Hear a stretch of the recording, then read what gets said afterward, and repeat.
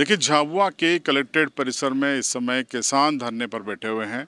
भारतीय किसान यूनियन के बैनर तले ये लोग सुबह पेटलाद इलाके से चल के आए थे। करीब आधा दर्जन से ज़्यादा गांव के इन किसानों का आरोप है कि उनको फसल बीमा में मुआवजा नहीं मिलता और राजस्व के कर्मचारी अधिकारी उनका फ़ोन नहीं उठाते। तो राशन पानी यहाँ लेकर वो आए हैं, ऐसा वो दावा कर रहे हैं। यहाँ उन्होंने नारेबाजी की और यहाँ पर कलेक्टर से बातचीत करने की उन्होंने मांग भी की। तो पहले आप सुन लीजिए इस प्रदर्शन की तस्वीरों को देखने के साथ कि उनकी मांगे क्या हैं। ये 5 गांव के किसान आए हैं यहाँ पर, जिसमें बनी और जामली, शामली, रूपगढ़ और टेमरिया। इन लोगों को जहाँ से फसल बीमा योजना शुरू हुई है वहाँ से अभी तक इनको किसी भी फसल बीमा योजना का लाभ नहीं मिला है। उसको लेकर सब आए हैं, सब आक्रोशित है क्योंकि इनको फ़ायदा ही नहीं हुआ है उस योजना का। प्रीमियम कट जाती है लेकिन वास्तविक जो नुकसान होता है उसके बाद में प्रीमियम नहीं, भुगतान नहीं मिल रहा है इनको, जो नुकसानी होती है उसका। पेटलावत किसके पास जाएँ? पेटलावत कोई सुनने वाला ही नहीं है ना।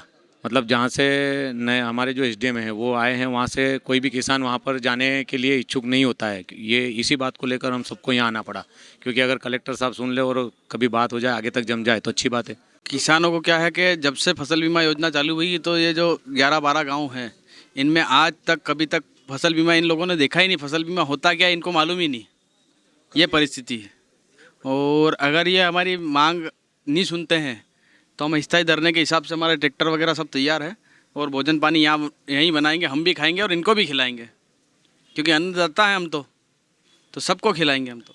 जब तक हमारी मांग पूरी नहीं होगी तब तक यहीं बैठेंगे। बस यूँ समझो कि अब टेंट तंबू यहीं लगना है और लंगर भी यहीं लगना है, जो आए जो खाओ। मेरा ये कहना कि अनावरी रिपोर्ट गलत आई या क्या आई, कैसे हुआ, क्या हुआ, ये हमको जानकारी मिले और हमको आश्वासन मतलब नहीं चाहिए, हमको क्लियर ये चाहिए कि आपकी समस्या का निराकरण हो जाए। तो देखो, आपका आज जन सुनवाई में भी लोग आए थे, जो कुछ गंगा खेड़ी के लोग आए थे।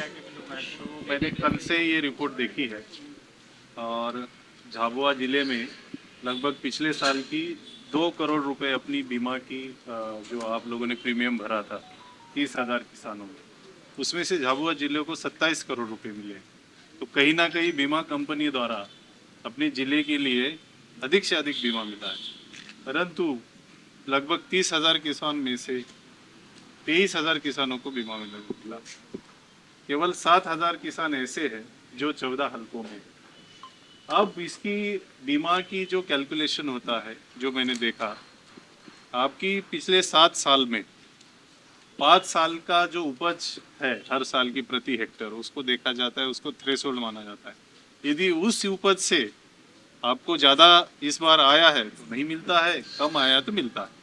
अब आपके जो 14 जो हलके हैं गंगा खेड़ी से लेके सभी जो बनी एरिया में, तो उसमें जितने भी हलके हैं उनकी उपज पिछले 5 सालों में ज़्यादा रही है, इसलिए नहीं मिला।